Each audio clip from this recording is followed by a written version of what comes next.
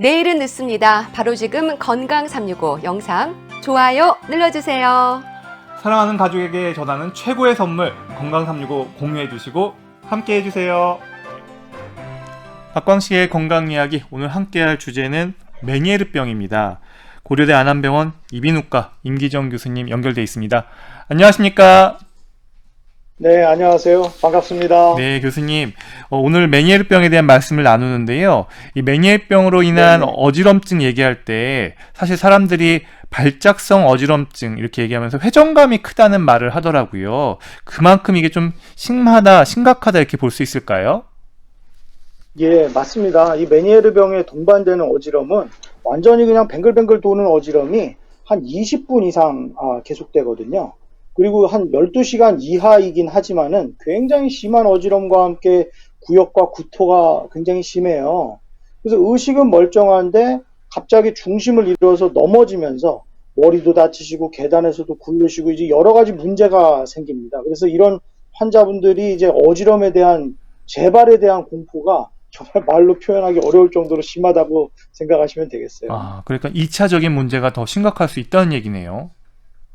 네, 맞습니다. 그러니까 뭐 이런 분들 갑자기 뭐 벽을 향해서 이렇게 꽝 넘어진다든지 계단에서 넘어진다든지 화장실에서 이 변기나 이런 세면대에 꽝 부딪히신다든지 지하철역에 서 계시다가 갑자기 꼬꾸라지시는 이런 분들이 생각 외로는 메니에르병에 관련된 어지럼의 경우가 꽤 있지요.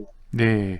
그리고 이제 메니에르병 제가 하면 이제 어지럼증은 많은 분들이 그래도 이제 알고는 계시는 것 같은데, 이런 증상이 나타날 때 그냥 어지럼증만 단독으로 나타나는 건지, 아니면 귀가 먹먹하고 그리고 약간 소리가 잘 안 들리는 난청 뭐 이런 것들도 같이 나타나는 건지, 주된 증상은 어떻습니까?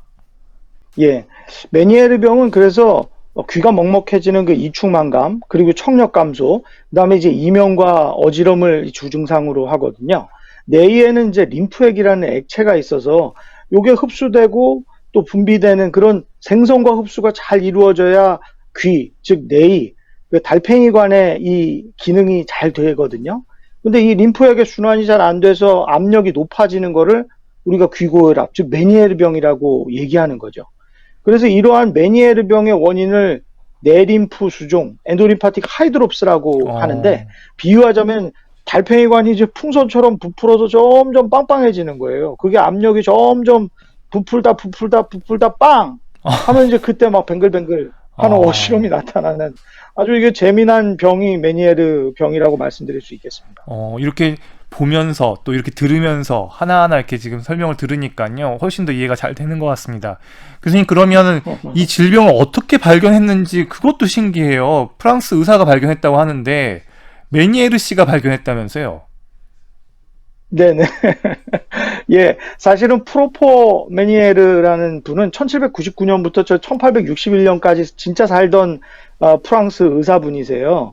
이분이 이제 중년부터는 파리의 국립농아연구소장을 하셨거든요. 그래서 난청과 관련된 분들이 많이 오셔서 그 증상을 많이 알았죠. 어지럼이라는 거는 사실은 우리가 옛날에 알기로는 다 뇌의 문제다라고 생각을 했거든요.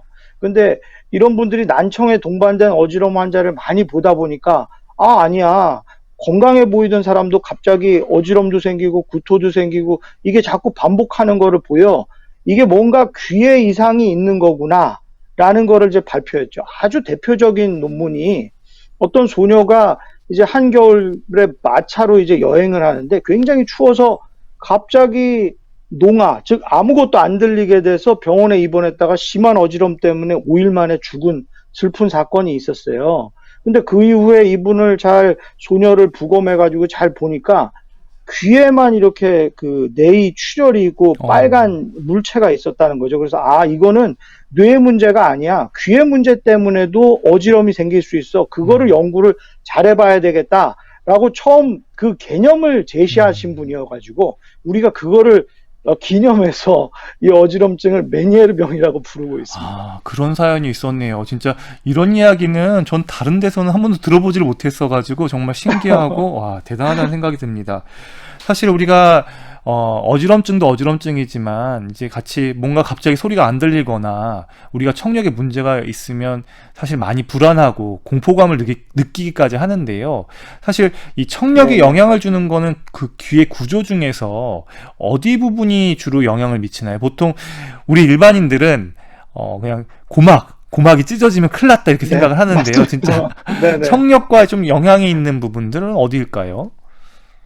예, 제가 그 구조를 잠깐 설명드려야 될 것 같은데, 저희 이제 이 귓바퀴가 소리를 잘 모아주죠? 그렇죠. 그러면 이제 웨이도, 이게 귓구멍을 통해서 이제 소리가 쫙 들어가서 우리가 말씀드리는 그 북 같은 그 고막을 딱딱딱딱 진동시키게 되고, 그 다음에 이제 이소골이라고 그래가지고 세 개의 뼈가 있어요. 그 세 개의 뼈가 이제 피스톤처럼 고막의 소리를 안으로 전해주는 거죠. 그렇게 되면 이제 달팽이관에서 그 소리를 듣게 되는데, 달팽이관만 있는 게 아니라 그 옆에는 이제 어지럼 기관과 세방고리관이라고 그래가지고 세 개의 세방고리관이 있어요. 그거는 이제 우리의 세상이 3차원이기 때문에 X축, Y축, Z축을 다 담당해주는 기관이거든요. 그래서 그렇게 들을 수 있는 기관과 어지럼 기관이 같이 있고, 그게 이제 청신경을 통해서 쫙 뇌로 연결되는, 그게 이제 우리 귀의 구조입니다. 정말 복잡하고 재미난데, 그런데 그 중에서 우리 이 달팽이관과 이 어지럼 기관이 함께 문제가 되는 게 이제 메니에르 병인데, 간단하게 생각하면 달팽이관은 청력, 그리고 어지럼 기관과 이 세방고리관은 어지럼을 담당한다고 생각하시면 되겠습니다. 이런데 이 두 가지가 쌍둥이처럼 붙어 있기 때문에 청력과 어지럼은 정말 밀접한 관계가 있다고 생각을 하시면 되겠습니다. 그러니까 우리가 생각할 때 이 귓바퀴에서 소리가 모아서 이제 귀 안쪽으로 전달되는데, 제일 처음에 이제 맞닥뜨리는 그 고막 뒤쪽에 더 많은 청력과 관련된 그런 구조물들이 있는 거네요. 네네. 진짜. 예. 정말 인체는 정말 정교하고 정말 신비롭게 이렇게 만들어진 것 같아요. 얘기 들으면 들을수록. 그러면 이제 그게 결국은 뇌로 전달되는 거죠. 그게 소리라는 어떤 에너지가 이제 그런 달팽이관 네네. 이런 것들을 통해서 결국은 신경으로 전달되겠죠? 예, 전기적 에너지를 통해서 결국에는 이제 청신경을 통해서 그 다음에 뇌의 많은 부분들을 거쳐가지고 대뇌 피질로 가가지고 우리가 듣는 이제 소리가 되고, 그거를 이제 분석해서 이제 언어가 되고, 그런 걸 많이 이제 하다 보면은 이제 말지각과 모든 이제 우리의 생각이 반영되게 되는 겁니다. 앞서서 이제 메니에르병 설명 주실 때 귀 고혈압이라고 좀 더 이렇게 좀 쉽게 설명해 주신 것 같아요. 귀 안쪽에 있는 그 구조물들의 압력이 올라간다 이렇게 얘기를 해주시니까 훨씬 더 이해가 쉬운데요. 근데 압력이 올라가면은 왜 이런 문제가 생기는지 좀 한층 더 깊이 좀 설명이 좀 가능할까요? 물론 좀 어려운 얘기긴 하겠지만, 귀 고혈압 때문에 왜 이런 증상이 발생하는지.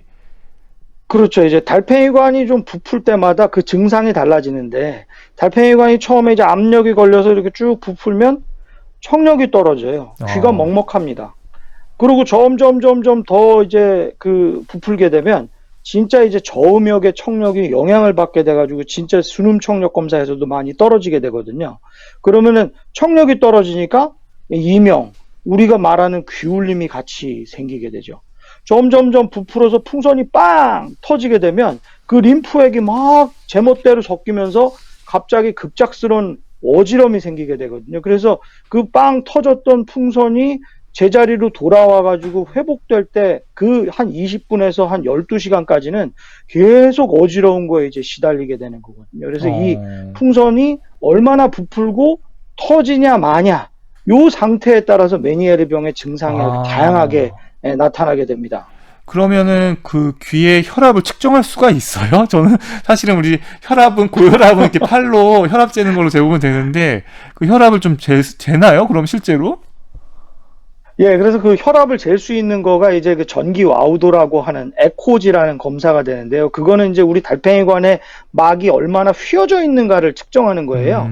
그래서 그 소리를 들려주면서 그 막의 움직임을 재는 검사를 재보시면 그러면은 그 압력이 어느 정도인지 알 수가 있습니다. 대개는 한 0.2에서 0.3, 그 뒤까지는 한 정상이라고 얘기를 하거든요. 근데 0.3이 넘는다. 0.3, 0.45, 0.4가 넘는 그런 압력이면, 그럼 우리가 귀에 고혈압이 있다, 내림프 수종이 있다, 메니에르 병의 소인이 될 수가 있겠구나, 라고 이제 말씀드릴 수가 있고 그렇게 실제적으로 측정을 합니다. 그러니까 확실히 그 귀 내 압력이 올라가면 올라갈수록 증상도 심해지는 게 비례한다. 이렇게는 볼 수 있는 거네요. 예, 맞습니다. 그래서 좀 그런 증상이, 메니에르병의 증상이 있더라도 압력이 조금 낮으시면 약을 조금 덜 드신다든가 그 기간을 좀 덜 할 수 있고요. 근데 그게 압력이 매우 높거나 안 좋으시면 그러면 이제 약도 장기로 드시게 되고 또 어지럼의 소인이 많아지기 때문에 어지럼 비상약이나 어지럼 약한 약 이런 다양한 어지럼 약을 가지고 그때 시시각각 변하는 어지럼의 강도에 따라서도 또 대처하게끔 의사 선생님들이 그런 약을 쓰는 그런 어떤 그 힌트가 되기도 합니다. 그런 바탕에서 이 귀를 압력을 재는 거, 그러니까 전기 와우도 검사나 이런 것이 중요하다고 말씀드릴 수 있겠어요. 그러니까 지금 메니에르병은 귀의 압력하고 상당히 밀접하다. 이거 하나는 좀 기억해 두면 이제 우리가 조금 더 이제 앞으로 이야기하는 데 있어서 좀 도움이 될 것 같다는 생각이 들고요. 하나 저 갑자기 네, 얘기를 맞습니다. 들으면서 궁금한 거는 이 귀의 압력이 부풀어 오르는 상황이 이 본인 자신의 어떤 인체에 어떤 문제가 있을 수도 있지만 외부적 환경, 예를 들어서 본인이 사는 지대가 너무 높대던가 아니면 고지대에 산다거나 뭐 이런 영향도 있을까요? 그 귀의 압력이 올라가는 어떤 그 지형에 따라서 각 나라별로 조금 유병률도 다르고 그렇지 않을까라는 궁금증이 들어서 불쑥 한번 질문 드려봅니다. 그게 사실은 조금 이제 본인들이 헷갈려 하시는 분인데 이 귀가 멍멍하다고 하면은 감기가 걸려서 귀에 물이 찼다거나 아니면 비행기를 탔을 때 맞아요. 이 이관에 따른 압력 변화 때문에 생겼다고 생각하시거든요. 근데 이거는 그게 아니라 내이 완전 안쪽에 있는 달팽이관의 압력이 증가한 거기 때문에 그것과는 사뭇 다릅니다. 그래서 이제 고막을 보면은 정상인데도 이런 증상이 있는 거거든요. 그리고 이관 기능 장애가 있어서 그런 것도 아니에요. 이런 분들은 침을 삼키고 그러면은 깨짝깨짝 거린다든지 본인의 이관에 어떤 문제가 있어서 이 코와 귀가 통하는 그런 문제가 생기는데 그런 것과는 또 다른 문제시거든요. 예, 더 근본적인 오히려 문제네요. 뇌의 압력은 결국엔 우리 체내의 나트륨 소금이 축적되는 그런 과정의 일환으로 보는 것이 더 판단하는 데 좋을 것 같습니다. 그러니까 방금 이렇게 소금의 축적, 그러니까 나트륨의 축적이 결국은 부풀어 오르게 한다. 이렇게 볼 수 있는 거라는 맞습니다. 거죠. 그러면 그게 가장 큰 거죠. 그럼 우리 체내에 나트륨이 축적되는, 그러니까 말하자면 이런 상황들은 사실은 어떤 경우일까요? 이 귀 내이에도 이게 좀 나트륨이 많아지는 상황, 이런 것들은 어떤 위험 요인들로 볼 수 있을까요? 달고 짜고 맵게 먹는 습관 때문에 그렇죠. 사실은 현대에 이 무분별한 그 용질 섭취랑 관련이 많다고 생각해요. 제가 농담 삼아 얘기 드리면 옛날 예수님 시절보다 우리 지금 인류들이 한 100배에서 300배 정도 많이 먹습니다. 그리고 사실 대항해 시대 때 설탕도 대중화가 됐고요. 그 다음에 커피, 그 다음에 MSG, 맛소금 뭐 이런 여러 합성착향료나 색소나 그 다음에 이런 것들이 발견된 지 100년 이내거든요. 그러니까 너무나 많은 그 체내가 흡수하거나 이 처리할 수 있는 한계보다 더 많은 용질, 솔루트를 많이 먹는 게 굉장히 그 문제가 된다고 생각합니다. 특히 소금, 설탕이 문제입니다. 그래서 제가 뭐 소금, 설탕, 단 거, 짠 거, 매운 거, 국물, 나트륨, MSG, 맛소금, 조미료, 색소, 합성착용, 인공용질 뭐 완전 뭐 환자분들한테 무슨 랩하듯이 맨날 말씀을 드리는데 이런 거를 과도하게 섭취하는 거랑 정말 연관이 많다고 생각합니다. 그래서 이 메니에르병의 치료 자체가 이런 거를 적절히 제한하시는 거, 그거 조금 덜 먹기 하는 것부터 시작하시는 게 이제 주로 하는 치료의 가장 중요한 포커스가 되겠습니다. 선생님, 진짜 임상에서 환자분들 보시면 덜 짜게 먹으면 확실히 메니에르병이 좀 증상이 좋아져요? 그럼요. 참, 단 거, 짠 거, 매운 거, 국물 이런 것도 많이 조정하시고, 또 그런 것과 더불어서 우리가 이제 이뇨제라고 그래가지고, 이제 나트륨 소금기를 빼는 약들을 이제 주로 쓰거든요. 그리고 이제 본인이 이제 너무 인공적인 걸 많이 드신다고 다 생각을 하세요. 전부 다 아시고 계십니다. 그래서 그런 거를 이제 조절하게끔 하시면 자연적으로 다이어트도 되고 얼마나 좋습니까? 근데 참 이런 그 음식을 조절하는 게 정말 어려운 일이에요. 그래서 여러 번 우리가 각오를 하지 않으면 정말 힘듭니다. 상대적으로 고혈압 환자분들은 메니에르병에 걸릴 가능성이 좀 낮겠네요. 왜냐면 항고혈압제를 드시고 계시니까. 네, 아닌가요? 근데 뭐 사실은 고혈압, 당뇨 있는 분들이 아, 너무나 그런 거를 이제 남용하셔가지고 생긴 조절이 잘 안 부분이 있기 되는 때문에 부분이 있기 때문에. 예, 사실은 아직적으로 과학적으로는 크게 증명은 잘 안 됐지만 저는 개인적으로는 이런 고혈압, 당뇨, 메니에르병 이런 세 가지 이런 것들이 다 거의 똑같다고 생각하거든요. 아, 현대의 그런 무분별한 용질 사용이 그런 것들을 조금 높이지 않는가, 그리고 연관성을 생기게 하지 않나, 그런 생각을 굉장히 많이 하고 있습니다. 그래서 그런 걸 함께 조절하시게끔 많이 좀 말씀을 드리고 있습니다. 아니, 현대를 살아가면서 얼마나 맛있는 게 많아요. 그런데 그 아, 용질이라고 표현하셨지만 조미료나 뭐 설탕, 소금, 뭐 여러 가지 각종 네. 조미료를 안 넣고서 싱겁게 먹기란 참 쉽지 않을 것 같은데 그래도 메니에르병에 있어서 예방에 있어서는 중요하다 이렇게 얘기를 해주셨고요. 그러면 이제 네, 메니에르병으로 맞습니다. 인한 증상 중 하나가 또 난청이라고 그랬어요. 그러면 난청 네네. 왜 아까 부풀어 오르면서 이제 영역이 이제 난청의 그 영역들이 시작된다 그랬는데 한번 이 부분들을 한번 더 정리해 주시면 좋을 것 같아요. 메니에르병하고 예, 사실은 난청. 정말 예, 메니에르병에서 나타나는 난청이 굉장히 특이합니다. 왜냐하면 대개의 난청, 즉 우리가 소리가 안 들린다는 건 고음이 먼저 떨어지는 경우가 많거든요. 근데 이거는 남자드음색, 베이스, 그러니까 저주파의 음역만 떨어지는 그런 특징을 보여요. 네. 그래서 200Hz 이하의 저음역에서 두 군데 이상 청력이 30dB, 한 30% 이상 떨어지면 아, 이거 메니에르병, 즉 귀 압력이 증가하는 내림프 수종과 뭔가 연관이 있구나라고 생각을 할 수가 있겠습니다. 그러면 이제 반대로 고음역에서 먼저 난청이 시작되는 일은 없나요?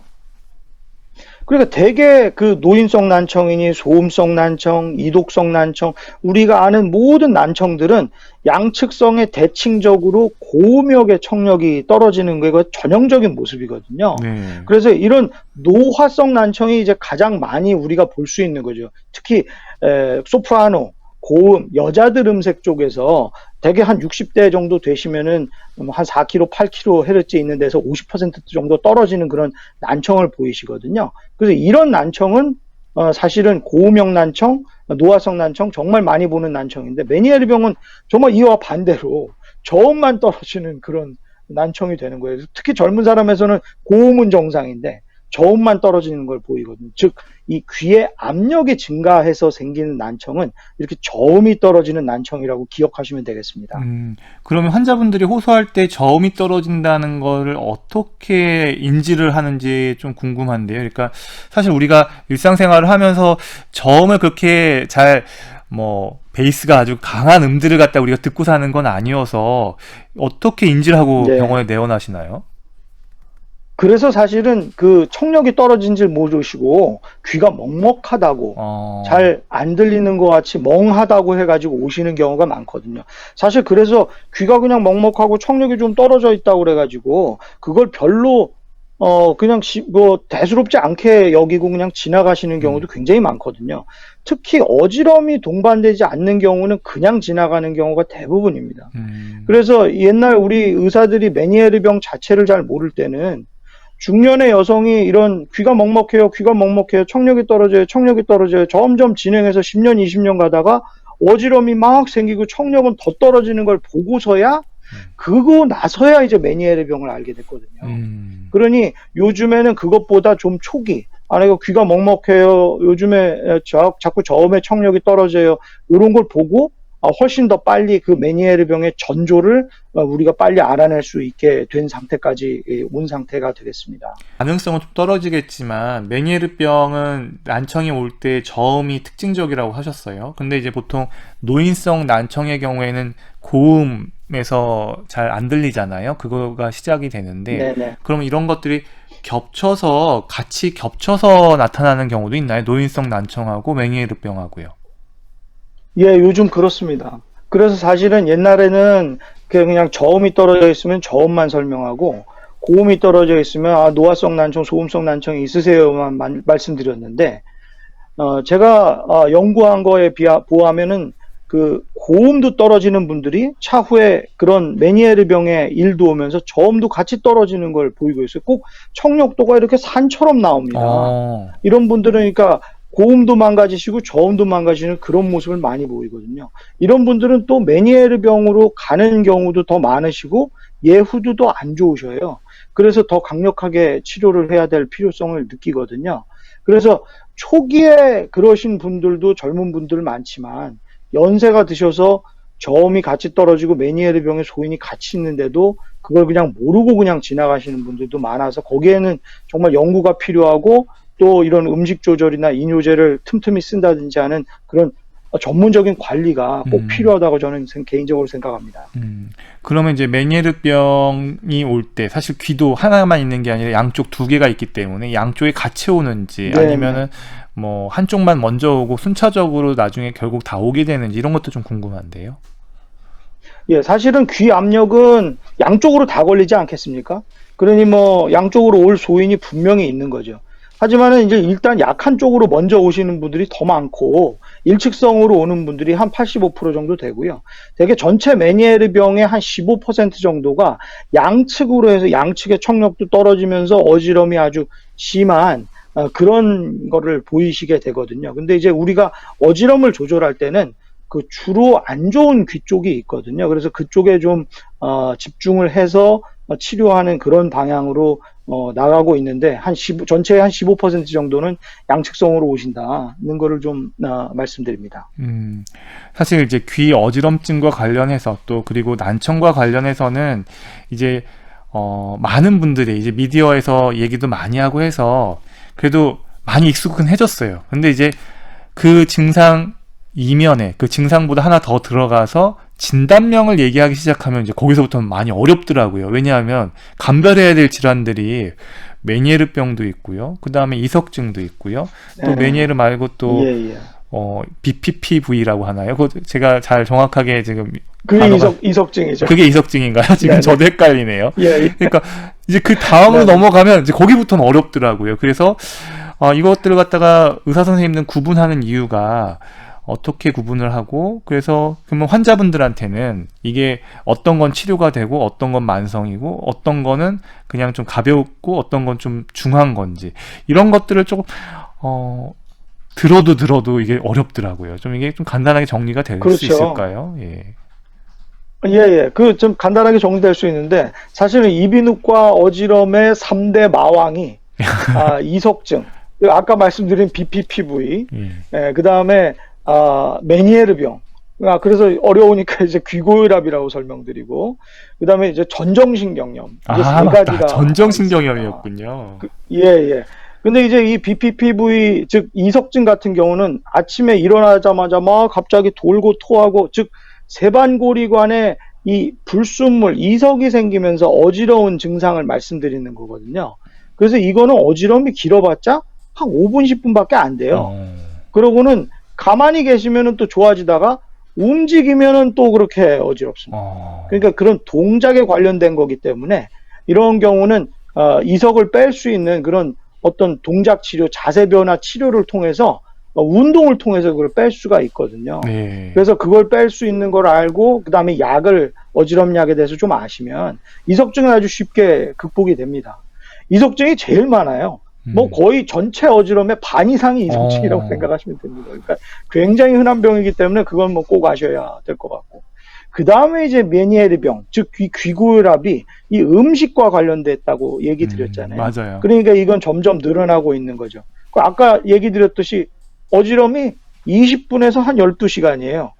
그러니까 상당히 중기의 어지럼인 거죠. 네. 그러니까 그 정도의 어지럼이 생기고 아주 심하고 반복적이고 청력 변화가 생긴다는 것이 완전 다릅니다. 네, 그런 이제 특징이. 그러니까 이석증 있을 때는 청력 변화가 없었다는 거죠. 이석증일 때는 청력 변화가 그렇죠. 없는 거죠. 청력에는 전혀 문제가 없는 거죠. 하지만은 메니에르병은 그 어지럼의 기간도 길고 그 다음에 그 청력 변화가 생긴다는 점에서 아주 다릅니다. 이 전정신경염은 우리 안면신경 마비랑 똑같다고 보시면 되겠어요. 안면신경 마비, 그 다음에 눈도 갑자기 머는 이런 안염 같은 것도 있는데 그런 거랑 비슷해서 어떤 신경염의 계통이거든요. 그래서 감기가 있거나 아니면은 피곤하거나 이 다음에 생기는 그런 병이에요. 그리고 이거는 며칠 동안 계속 어지럽습니다. 아무리 해도 계속 어지러워서 결국에는 이제 입원하시는 경우가 많거든요. 그래서 이렇게 기간이 다르다. 이석증은 뭐 한 1분, 2분, 3분. 그 다음에 이제 메니에르 병은 한 20분 이상 12시간. 그 다음에 전정신경염은 굉장히 장기간 어려운 평생 한두 번 걸릴까 말까 한 주간병으로 생각하셔서 요 어지럼을 나누신다면 그러면은 좀 쉽게 개념이 오실 걸로 생각됩니다. 제가 지금까지 들은 설명 중에 가장 감명하고 진짜 알기 쉬웠던 것 같습니다. 교수님, 그러면 일단은 이제 우리가 오늘 주제는 그 중에서도 메니에르 병이니까요. 이 메니에르 병에 대한 이야기를 계속 더 나눠보면요. 결국은 지속 시간에 대한 것만 봐도 좀 차이가 있고, 그런데 아울러서 이명도 같이 설명을 해주셨단 말이에요. 이명은 어떻습니까? 예. 사실은 이 청각이 망가진 곳에 이명이 있습니다. 난청이 있는 곳에 귀울림이 있는 거거든요. 그래서 우리 TV 라디오 기판이 망가지면은 자꾸 찌직찌직거리고 자동차가 오래되면은 약간 잡음이 나는 것처럼 신경이 망가지고 신경이 노화가 일어나면 거기서 잡음이 나타나는 거죠.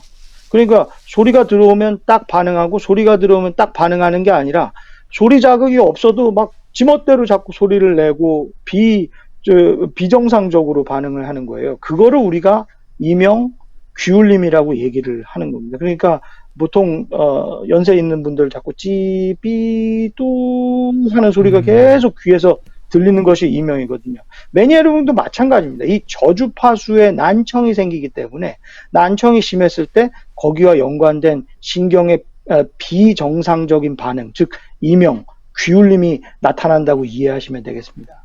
그러면은 또 다른 증상도 있을까요? 또 메스껍거나 아니면 머리가 아프다거나 이런 또 심지어 이 설사 증세를 보일 수도 있다고 들었는데요. 예, 모든 분들이 겪는 일이신데 이 어지럼이 오면 그러면 이제 자율신경계가 자꾸 항진이 돼요. 그래서 자율신경계가 항진돼서 속이 니글니글하고 안 좋고 이제 구토, 구역이 막 생기거든요. 그리고 자꾸 토하시고 하니까 이제 전해질이 자꾸 빠지고 식사를 못 하시니까 여러 가지 이제 체중이라든지 이 위장장애, 그 다음에 이제 불면 같은 거에 같이 이제 시달리게 되시거든요. 그래서 그런 이 어지럼과 연관된 자율신경계의 자극 및 비정상 때문에 이런 여러 가지 구역구토 등 여러 가지 증상이 생긴다고 이해하시면 되겠습니다. 그러면 사실은 이런 메니에르병은 좀 신경과 아니면 혹시 사람들이 딱 증상을 느꼈을 때 어지럼증, 메스껍고 또 머리도 아프고 또 이렇게 되다 보니까 이거 뇌에 문제가 있나 아닌가 이렇게 제일 먼저 또 떠올려서 메니에르는 제일 처음에 이제 좀 떠올리긴 쉽지 않을 것 같아요. 네네. 그런데 요즘에 정말 이 메니에르 병이 많아지고 있거든요. 그러니까 왜냐하면 아까도 말씀드렸듯이 현대 그런 무분별한 그 소금 설탕 이런 거 많이 먹고 하는 것 때문에 생기시는 것이기 때문에 이런 메니에르 병도 아주 많이 늘어나고 있고 초기 증상인 급성 저주파 감각신경성 난청 또한 굉장히 많이 증가하고 있어요. 이런 거는 이제 청력은 떨어지지만 어지럼은 없는 건데 그런 병들이 많이 늘어나고 있기 때문에 그런 걸 함께 잘 조정하셔야 될 것 같습니다. 물론 이제 두통이 생긴다든지 의식을 잃어버린다든지 이런 여러 가지 이 마비가 온다든지 하는 거는 반드시 신경과를 가보셔야 되고 또 MRI를 찍어야 하겠지만 그 외에 많은 어지럼들이 이런 이과, 즉 이비인후과적인 어지럼들이 많기 때문에 그런 것들을 잘 숙지하셔서 방문하시면 좀 그런 대기 시간을 좀 줄이실 수 있을 것 같습니다. 그러니까 방금 얘기하셨던 그 메니에르병의 또 하나의 또 같은 형제로 그 어지럼증은 없으면서 저주파만 잘 안 들리는 급성 저주파 감각 신경성 난청이라는 것도 같이 있다는 거죠. 예, 맞습니다. 그러니까 이런 거는 이제 압력이 세지 않은 거죠. 그래서 이제 어지럼을 일으킬 정도로 터지진 않는데 그 중간 단계이기 때문에 청력만 떨어지고 저음만 망가지는. 그러니까 선생님 저 귀가 먹먹하고 이상해요. 잘 안 들리는 것 같아요. 이 정도 호소하는 분들이 상당히 많고 하는데 이런 걸 이제 메니에르 병의 초기로 생각해서 요즘에는 더 선제적으로 치료를 하고 있습니다. 지금 메니에르병에 대한 이야기를 계속 듣고 있는데요. 그러면 앞서서 메니에르병 같은 경우는 결국 우리가 먹는 음식, 그 다음에 용질과 많이 관련이 돼 있다고 얘기를 하셨어요. 그러면 이제 덜 짜게 먹고 싱겁게 먹는 것들에 대한 것들은 이해가 가는데, 그럼 병원에서 증상이 심한, 당장 지금 어지러워서 지금 힘든다고 호소하는 사람한테 좀 어떤 치료법들이 있는지, 이제 치료에 대한 얘기 좀 해주시면 좋을 것 같아요. 예, 사실은 뭐 너무 어지러운 분들은 입원을 하셔가지고 좀 주사를 맞는 것이 좋겠죠. 이 안정제 같은 거를 맞고, 그치, 항구토제 같은 걸 맞아서 어지럼을 이제 급성적으로 조절할 필요가 있고요. 그 이후에는 저도 이제 어지럼 약을 하나만 드리는 게 아니라 센 약, 비상약, 그리고 아주 어지러울 때 먹는 약과 그 다음에 간단한 뭐 조금 약간 어지러질 때 먹는 약들을 조금 이제 구분해서 드리거든요. 그래서 그런 것들을 함께 사용하시는 것이 좋은데, 근데 이게 사람마다 다 감수성이 틀리기 때문에 선생님들이 들어보시고, 아, 요 약이 어지러울 때는 맞는다, 아니면 나는 이 약을 먹으면 너무 어지럼이 심하고 너무 졸려요 하는 그런 부작용들이 있기 때문에 거기에 맞춰서 개인별로 잘 알아서 사용하시는 거를 제가 권하거든요. 그래서 실제로 제가 그 진료를 할 때도 실제 약을 이렇게 다 보여드리면서, 이 약이세요, 만약에 심하면 반으로 잘라 드세요, 꼭 모양을 기억해 주세요, 꼭 비상약에 비상약이라고 써놓으세요, 자꾸 얘기를 드리는 게, 그런 어지럼 약들을 좀 잘 아셔야 됩니다. 그리고 이제 가장 중요한 치료가 이뇨제라고, 그거는 이제 그 소변으로 우리 나트륨 그리고 소금기 이런 거를 이제 배출하도록 도와주는 약이거든요. 그래서 이런 거를 드시기도 하고, 너무 심한 분들은 마시는 이 이뇨제를 함께 복용하시기도 합니다. 그리고 이제 청력이 너무 많이 떨어지신 분들도 있어요. 이런 청력이 많이 떨어지신 분들은 이 청력을 돌리기 위해서 스테로이드를 사용하는 경우도 있거든요. 그래서 스테로이드도 용량별도 굉장히 많고, 또 당뇨가 있는 분들은 또 줄여서 사용하셔야 되기 때문에 꼭 그거는 이제 의사 선생님과 상의를 하셔야 됩니다. 하지만은 이 메니에르 병이든 이런 것들이 다 이뇨제나 스테로이드, 어지럼 약들을 적절히 사용하는 경우에는 초기 치료율이 80% 이상 아주 좋으니까요. 그런 거를 잘 상의하셔서 그런 약들을 아주 현명하게 본인에 맞게끔 사용하는 그런 지혜가 필요하리라고 생각됩니다. 그러니까 귀의 압력을 떨어뜨려주는 이뇨제 사용이 이제 치료에 있어서 도움이 될 수 있다, 이렇게 얘기를 해주셨고, 스테로이드도 잠깐 언급을 하셨는데요. 이게 염증성 질환은 아닐 텐데 스테로이드가 효과가 있나요? 사실은 염증성 질환이라고 할 수 있죠. 왜냐하면 달팽이관에 그 막이 터져서 그 안에 뭐 내림포약이 섞이고 완전 난리가 난 상태이기 때문에 항염증 작용을 통해서 이런 그 염증이 톡되게끔 해주고, 그리고 망가진 유모세포, 즉 청각세포들의 회복을 도와주는 게, 끊어진 이 그细胞들이 다시 좋아지도록 도와주는 것이 이 스테로이드의 효과입니다. 단 스테로이드가 여러 가지 부작용이 당연히 있기 때문에, 당을 많이 올리고 속도 쓰리고 여러 가지 부작용이 있기 때문에 대개는 짧게는 5일, 길게는 한 2주 정도만 그렇게 쓰는 경우가 많고요. 스테로이드를 못 쓰는 분들은, 요즘에 이비인후과 선생님들은 스테로이드 액을 이 귀, 고막을 통해서 또 주사하는 요법도 잘 쓰시거든요. 그래서 그런 부분들을 선택하실 때 선생님들과 잘 사용법을 의논하셔서 결정하시는 것이 현명한 방법이 되겠습니다. 그럼 조금 더 단도직입적으로 여쭤볼게요. 그럼 메니에르병을 진단받은 분들은 그래도 치료에 대한 분명히 효과나 그리고 만족도, 이런 것들이 분명히 올라갑니까? 당연하죠. 예. 특히 요즘에는 이제 메니에르 병에 시달리는 분들보다 아까 말씀드린 그 초기 급성 저음역 난청 있는 분들이 굉장히 많아요. 그래서 그런 분들의 경우에는 조기에 조절하면 이 메니에르 병으로 자꾸 이행되는 것을 향후에는 막을 수 있으리라고 봅니다. 그래서 그런 쪽으로 의사 선생님들이 더 관심을 가지고 조기에 치료하고 식이요법에 대해서 굉장히 강조하셔가지고 좀 이런 운동을 하시면 훨씬 차후에는 메니에르 병을 줄일 수 있다고 개인적으로 생각합니다.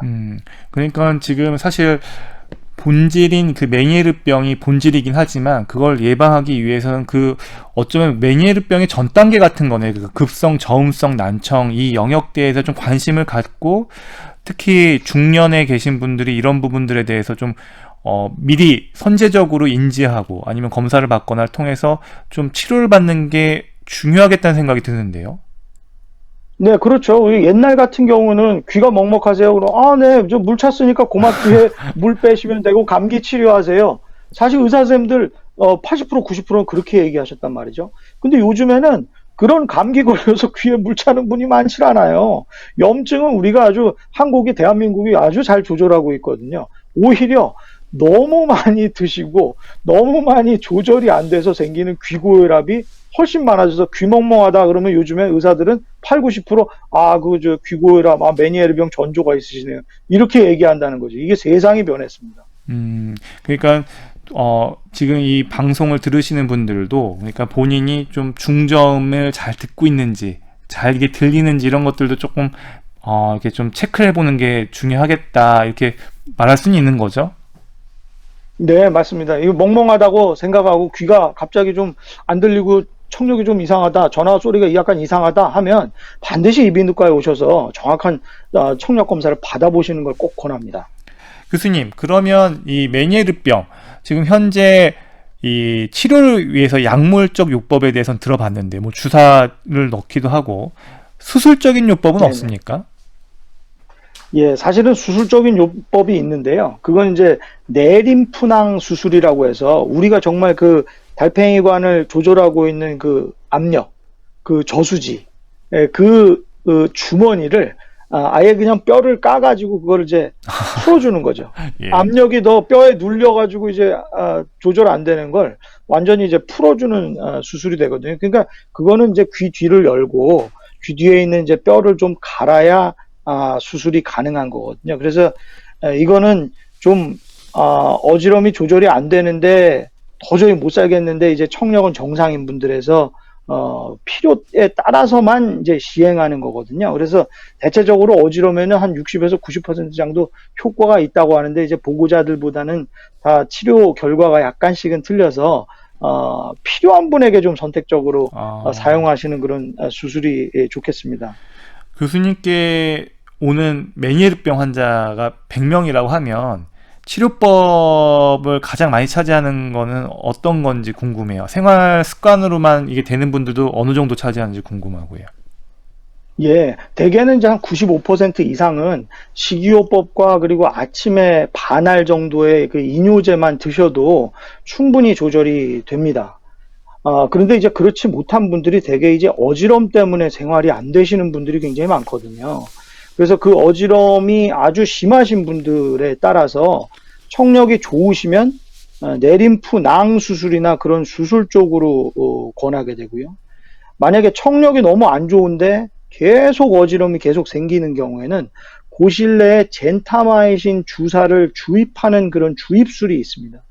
이 젠타마이신은 선택적으로 이 청각시포 말고 어지럼 세포만 파괴하는 특징이 있어요. 그러니까 비유하자면 이 귀가 어지럼 기능이 딱딱 반응이 되는 게 아니라 고장난 컴퓨터처럼 막 좋았다가 갑자기 죽었다가 막 좋았다가 갑자기 죽었다가 그러니까 좌우의 균형이 전혀 안 맞는 거죠. 그러니 이 고장난 이 어지럼 기관을 젠타마이신을 통해서 완전히 누그러뜨려서 안정화시켜서 아예 어느 정도 일정하게 만드는 거예요. 일명 약간 기능을 완전 죽여버리는 거라고 얘기할 수도 있겠군요. 그래서 그렇게 만들어서 어지럼은 이제 조절하는 거죠. 청각에는 이제 영향을 많이 미치지 않도록 하고요. 그래서 청력에 따라서 어지럼이 아주 심한 분들한테는 이런 거를 이제 권하기도 하는데 그 수는 아까 말씀드렸는데 5% 이하로 아주 적은 숫자를 차지하고 있습니다. 교수님 이야기를 들어보니까요. 매일 이뇨제를 반알씩 먹으면서 생활습관 요법으로 조절할 바에는 젠타마이신 같은 항생제 이런 독성 요법으로 해서 어지럼증 세포만 딱 파괴시키면 훨씬 더 그게 낫지 않나라고 질문하는 분도 있을 것 같은데요. 그렇지 않습니다. 우리 이 귀의 어지럼 기능은 다 정상적으로 있어서 양쪽이 이제 균형이 딱딱 맞는 그런 상태를 유지하고 있거든요. 그래서 뇌와 이 두 개의 그 어지럼 기관, 이 세 개의 컴퓨터로 우리의 어지럼을 잘 관장하고 있는데 하나가 계속 말썽인 거예요. 얘가 균형이 잘 안 맞아요. 그래서 그걸 때려 부수는 치료가 아까 말씀드린 그런 강력한 치료거든요. 그러니까 이것 때문에 너무 어지러워서 못 살겠다. 얘 망가진 것 때문에. 그래서 얘를 아예 때려 부수고 배제해서 두 개의 컴퓨터로만 지내겠다는 거거든요. 그러니까 그거는 최후의 선택을 하시는 것이지 조절할 수 있을 때는 좀 고쳐가면서 쓰셔야 되겠죠. 그래서 그런 경우는 이뇨제와 식이요법을 잘 사용하시는 게 가장 더 좋은 치료라고 저는 말씀드립니다. 그러면 이뇨제와 식이요법 이것도 평생 고혈압 약처럼 먹어야 되는 건가요? 뭐 원칙적으로는 그렇지만은 대개는 그러하지 아니하시거든요. 대개 저는 이제 한 석 달 정도는 이뇨제를 좀 권합니다. 왜냐하면은 식이요법이 조절되고 가족들끼리 좀 합의가 잘 이루어지셔가지고 짠 거, 단 거, 매운 거를 좀 이렇게 줄이셔야 그 생활 습관이 가족 안에서 정착되고 본인의 습관으로 굳어지기까지 시간이 걸리거든요. 그래서 그렇게 조정하실 때까지는 그렇게 하시고 청력이나 이런 게 다 좋아지시고 어지럼도 좋아지시면 그때는 좀 간헐적으로 드시게 합니다. 그러니까 귀가 멍멍하거나 또 내가 너무 다이어트가 안 돼서 짠 거 단 거 많이 먹고 살이 찐다. 그럴 때는 한 2, 3주 먹으면서 이제 음식 조절, 2, 3주 먹으면서 음식 조절 이런 식으로 이제 간헐적으로 가게 되죠. 그 다음에는 좀 끊으실 수도 있겠습니다. 하지만은 청력이나 이런 어지럼의 추이를 계속 보시면서 이뇨제 그리고 어지럼 약들을 가지고 현명하게 대처하시면 아무리 메니에르 병이 온다 하더라도 잘 조절하시고 건강한 삶의 질을 누릴 수 있다고 생각합니다. 교수님, 그 메니에르병 환자분들 같은 경우는 이 이뇨제에 대한 순응도가 어때요? 저희 이걸 왜 여쭤보냐면 어지럼증에 대한 공포 때문에 오히려 더 잘 드실 것 같기도 하고 아니면 오히려 네네. 어지럼증이 없어서 방심하고 있다가 이렇게 간헐적으로 드시다가 또 아예 그냥 임의로 끊기도 하고 양쪽의 길이 있을 것 같은데 주로 어때요? 예, 제가 참 그래서 석 달 동안 이뇨제 반알 들이면서 100일 기도하는 기분으로 드시라고 하는데 네. 그래서 이제 소변이 좀 나올 수가 있기 때문에 대개 이제 아침에 드시거든요. 저녁에 드시면은 이제 화장실 밤에 오락가락하게 되시니까요. 그래서 이제 아침에 반알 드시면서 오늘도 음식 조절. 아침에 드시면서 오늘도 음식 조절. 오늘도 이제 짠 거, 단 거, 매운 거 이런 국물, 나트륨 이런 거 좀 조심해야 되겠다 하고 그런 각오하는 시간을 그렇게 한 석 달, 100일 정도 가지시라는 말씀에서 그런 말씀을 드립니다. 그리고 바나나가 도움이 된다 뭐 이런 얘기도 있더라고요. 예, 사실은 이 포타슘이 많이 함유된 그런 물질들이 이제 나트륨을 같이 끌고 나가는 효과들이 있기 때문에 제가 항상 말씀드리는 것이 물 많이 드시라. 그리고 바나나나 뭐 시금치, 아보카도, 버섯 같은 이런 포타슘이 많이 섭취된 그런 야채 위주의 그런 건강한 식단을 잘 구성해서 가족들과 함께 드시는 것이 어떠냐 하고 계속 권유를 드립니다. 네. 사실 이제 저희 시민 여러분들도 궁금한 질문들이 많아서요. 리포터 전수현 씨가 질문들을 받아왔는데 한번 들어보시고 답변 부탁드립니다. 어머니가 네, 한 달 전에 이제 판정을 받으셔가지고 저도 놀라고 가족도 놀랐는데 여쭤보니까 약물 치료하면 된다고 하시더라고요. 그래서 근데 약물 치료만으로 이게 완치가 되는 건지 그리고 또 약물로 또 얼마나 오랜 기간 치료를 받으셔야 되는지도 좀 궁금하고 만약에 완치가 될 수 있는 건지 완치가 되는 병인 건지 그리고 완치가 된 이후에 만약에 또 재발할 수도 있는 건지 이런 것도 좀 궁금하고요. 재발한다면 또 어떤 최악의 경우는 어떤 치료를 받아야 되는 건지도 좀 궁금하고. 메니에르는 제대로 관리하지 않으면 청력에 장애를 가져올 수 있다고 제가 들었는데 이 질환을 앓고 있는 친구가 말해줬거든요. 그 친구랑 식사를 하러 가면 짠 음식 때문에 좀 힘들어하고 짠 음식을 못 먹으니까 그리고 저염식으로만 식사를 해야 되니까 그런 것 때문에 좀 곤란한 경우가 몇 번 있던데 근데 청력이랑 저염식이랑 무슨 관계가 있는지 궁금합니다. 어지러워 힘들어할 땐 주변에서 이석증인 것 같으니 빨리 병원에 가보라고 했는데 막상 가보니까 메니에르라는 진단을 받았거든요. 그리고 지인의 경우는 빈혈로 진단을 받기도 했었는데 너무 헷갈리더라고요. 메니에르의 어지러움, 빈혈의 어지러움 어떻게 다루고 어떻게 차이점이 있는지 궁금해요. 여러 가지 질문을 주셨습니다. 교수님 안녕하세요. 네. 사실은 네, 안녕하세요. 네. 제일 중요한 게 이제 많은 분들이 이게 어지럼증이랑 약간 동반이 되다 보니까 이게 사실은 이석증인 줄 알고 갔더니 메니에르 진단을 좀 받으신 경우. 근데 이분 알고 보니까 또 빈혈도 있으셔가지고 빈혈 진단을 받으신 경우도 있어서 혹시 빈혈이 있으신 분이 메니에르가 잘 걸리는 건 아니냐. 이런 얘기를 또 궁금해 하셨어요. 어떻습니까, 교수님? 사실은 사실은 그 이석증이 그 전체 어지러움의 50% 이상이니까 네네. 의사든 일반인이든 이석증이라고 찍으면 진단명 바로 맞추는 것도 되겠죠. 근데 사실은 이석증의 경우는 이제 노화와 많이 관련이 있습니다. 그래서 네. 연세 드신 분이 많이 걸리거든요. 아. 그리고 이제 주무시다가 갑자기 일어나면 그 이석이 움직이기 때문에 되게 특징적으로 아침이나 새벽에 많이 걸리는 경향이 많으세요. 네. 그러니까 이런 거는 좀 젊은 분한테는 안 걸리는 거죠. 아까 질문하신 분 보니까 아주 젊으신 여자분 같은데 네. 그런 경우는 대개는 이제 빈혈이나 체위성 저혈압이 있을 아. 가능성이 많죠. 그러면은 어지럼이 막 뱅글뱅글 도는 어지럼이 아니라 네. 오래 서 있거나 갑자기 이제 일어나거나 할 때 그때 약간 아찔하고 눈앞이 캄캄해지는 그런 어지럼이 오는 겁니다. 즉 네. 피가 눈과 뇌로 공급이 잘 안 되면서 생기는 어지럼. 음. 그런 어지럼의 양상을 보이기 때문에 아까 말씀드린 대로 그런 식의 어지럼이 바로 이제 빈혈과 체위성 저혈압 때문에 나타나는 거고요. 그런 네. 것이 아까 질문하신 네. 그런 젊은 여자분들, 청소년들에게 많이 생기는 병입니다. 아. 그래서 사실은 그런 분들이 심장내과 가셔서 이런 피 검사도 많이 받아보시고 네. 갑자기 이렇게 팍팍 일으켜 세우는 그런 의자에 앉아서 여러 가지 테스트를 받기도 하시죠. 아, 근데 또 메니에르 진단도 받으셨대요, 이런 경우에. 그러면 이분은 메니에르 진단을 받으셨기 때문에 빈혈하고 같이 이 두 가지를 동시에 치료를 받으셔야 되는 거예요? 그 메니에르병 진단을 받았다는 것이 아마도 이제 젊으신 분 같은 경우는 급성 저음역 난청이라고 가지고 저음역의 난청만 있다고 하실 것 같거든요. 그런 경우는 좀 식이요법을 하셔가지고 좀 조절하셔도 굳이 이뇨제를 많이 안 드신다 하더라도 그런 거를 이제 쉽게 조절할 수 있다고 생각이 들고요. 물론 이제 빈혈이 있는 경우는 빈혈의 원인이 뭔지를 또 정확히 좀 따져봐야 됩니다. 그게 정말 철결핍성 빈혈뿐으로 생긴 건지 아니면은 다른 원인이 있는 건지 어디서 피가 새는 무슨 문제가 있는 건 아닌지 그런 거를 종합적으로 좀 따져봐야 되기 때문에 빈혈에 관련된 부분은 조금 더 검사를 해보실 필요가 있을 걸로 생각 들고요. 메니에르병 뭐 청력 검사나 이런 이비인후과에서 잘 진료 받으실 수 있기 때문에 다 치료 방법이 있습니다. 걱정 안 하셔도 돼요. 아, 그렇군요.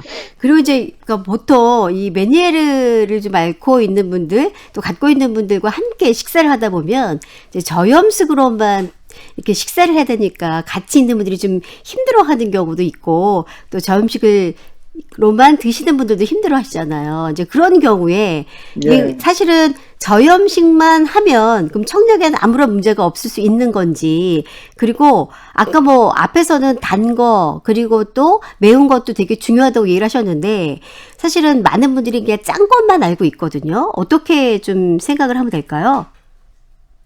그래서 사실은 그 소금이나 설탕 같은 걸 굉장히 많이 강조하고 있는데 저 개인적으로는 아까 말씀드린 대로 이 주머니 안, 혈관, 세포에 얼만큼의 용질이 많이 있느냐에 따라서 굉장히 병의 양상이 틀려진다고 생각하거든요. 네. 그런 이 용질, 그런 소금, 설탕, 짠 거, 단 거, 매운 거 그런 여러 가지 그런 것들이 있으면 당연히 삼투압작용 때문에 달팽이관이나 혈관, 세포 안으로 물이 빨려 들어가게 되고 그러면 저절로 이 수종, 그리고 압력이 생길 수밖에 없는 거거든요. 이제 그런 식으로 이해를 한다면 소금이나 설탕 외에 여러 가지 인공적인 거를 좀 피해야 이런 메니에르 병을 좀 더 빨리 낫게 한다는 말씀이거든요. 그리고 아까 같이 있는 분들이 괴로워한다고 얘기하셨는데, 그래서 제가 가족들도 막 야단칩니다. 옆에서 스님이 그 연불 외고 계시는데, 네. 거기 옆에서 통닭 듣고 있냐고, 그런 이제 농담을 들여가면서 네. 같이 음식을 조절하셔라. 같이 좀 짠 거, 단 거, 매운 거를 같이 함께 조절하셔라. 갑자기 그 음식이 뭐 싱거워졌어. 이거 왜 이렇게 싱거워졌나? 절대 타박하지 마시고 같이 좀 건강한 식생활을 좀 누리시라. 네네. 그렇게 좀 가족들에게 협조를 많이 구하고 있습니다. 그러니까 가족들뿐만 아니라 같은 동료분들도 좀 신경을 쓰고 옆에서 좀 도움을 줘야 되겠다는 생각을 한다는 생각이 들어요. 왜냐하면 같은 동료분들도 쉽지 않은 일이다라는 생각이 들어서 같이 도움을 줘야겠다라는 생각도 들고요. 이제 그 어머니가 한 달 전에 메니에르 진단을 받으셨는데 가족들이 굉장히 놀랐다고 합니다. 근데 다행히 약물 치료하면 잘 된다고 얘기는 했지만 가족들의 입장에서는 과연 될까? 이게 혹시 또 재발되면 어떡하지? 재발이 됐다 하더라도 이게 또 결국은 또 잘 치료가 돼서 마지막에 또 더 큰 상황이 생기는 건 아닌가? 이런 걱정도 되고, 만약에 완치가 안 됐을 때의 최후의 상황은 또 어떨까? 이런 것도 걱정이 되신대요. 예, 참 이제 그게 이제 메니에르 병의 좀 무서운 부분이고 우리가 그걸 발견한 이유기도 한데, 처음에는 그렇게 저음역만 떨어지는 듯 하다가 다시 좋아지는데 이제 완벽히 회복이 잘 안 되는 거죠. 그리고 떨어졌다 좋아졌다 떨어졌다 좋아졌다 자꾸 반복을 하다 보면 결국은 청력이 쭉쭉쭉쭉쭉 떨어져서 결국은 70% 이상까지 망가지는 그 상황까지 오고, 그런 상황까지 가게 되면 정말 달팽이관 내지는 어지럼 기관이 많이 파괴가 일어나기 때문에 결국에는 어지럼이 심해지는 완벽한 메니에르 병으로 자꾸 진화하는 거거든요. 그래서 하지만은 이런 약물 치료, 즉 이뇨제와 마시는 그 이소바이드라는 그런 이뇨제 등을 통해서 충분히 조절할 수 있다고 생각하고요. 특히 거기에는 본인이 노력하는 그런 이 식이요법이 반드시 있다고 생각하고요.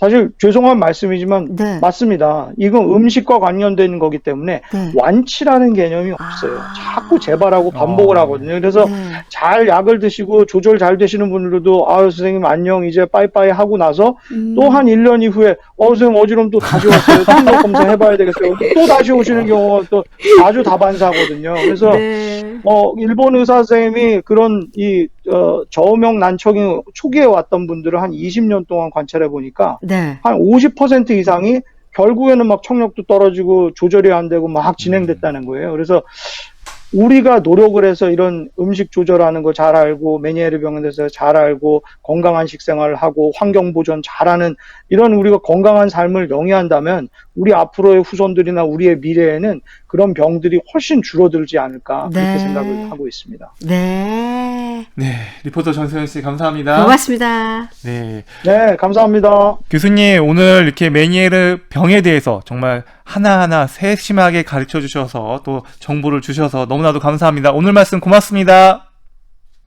네, 고맙습니다. 감사합니다.